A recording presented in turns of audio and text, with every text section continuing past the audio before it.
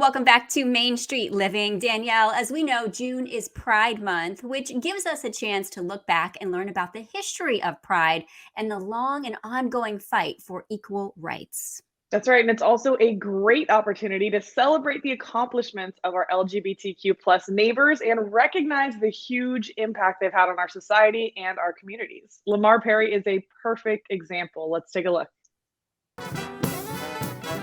My name is Lamar Perry. I'm the associate producer at the Old Globe, and I'm also a freelance director. It was really important to me to make sure that Blackness and queerness in the places that they intersect really had a space, not just in the American theater, but in the American consciousness.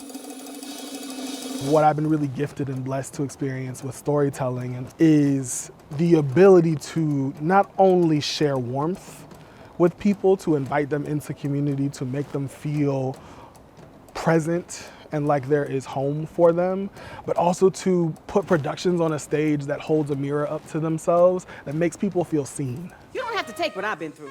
Don't have to take it awful. Well, I think the theater is the grandest place in the world. By giving communities and members the opportunity to speak about their needs, to speak about their wants, their desires through their own lens and not having someone tell that for them, that they can then start to really address and do the work of receiving the resources that they need to restore them into society and to elevate the general public's consciousness of what's going on in their specific group.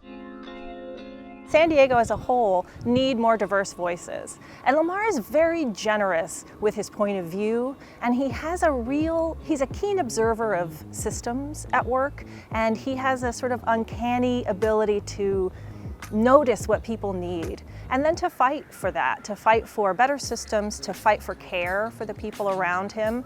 And I think that he has really helped to transform the globe, and I hope San Diego in some way, by his own passion, by his own mission. When I think about what's happening on stages, when I think about stories that need to be told, the lens of what we've inherited historically has never shifted. Like, the world in which William Shakespeare was writing in also included Black people, also included Latin people, also included queer people, included women and non-binary folks and trans folks. But when you look at the snapshot of the picture of what's happening on that stage, those bodies aren't present. And that to me is where I take issue. We have seen white families, we have seen white romance, white comedies, we have seen people come back from the edge of redemption and figure out who they're gonna be, and people of color, queer folks, femme folks, have not been offered that same grace.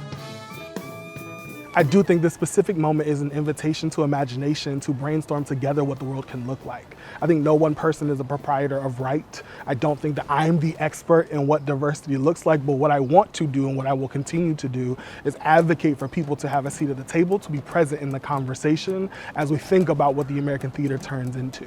That's really the thing. It's about making sure that the seats that are formerly occupied are now spread out amongst the people who have traditionally not had them, and not just a specific group who has traditionally held power in the American theater.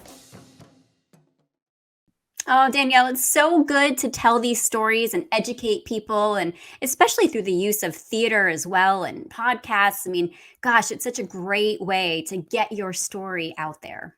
Absolutely. And I think it's so important. I mean, I know we focused on a teacher who was a performing arts teacher last week as well. And I just think the arts are getting forgotten in the mix of things. So you can find more information about Lamar, including a link to his podcast at theoldglobe.org.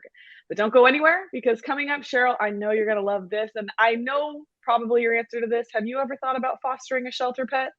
Oh, yeah, I'm a foster failure. All right. Well, we'll take a look at that next on Main Street Living.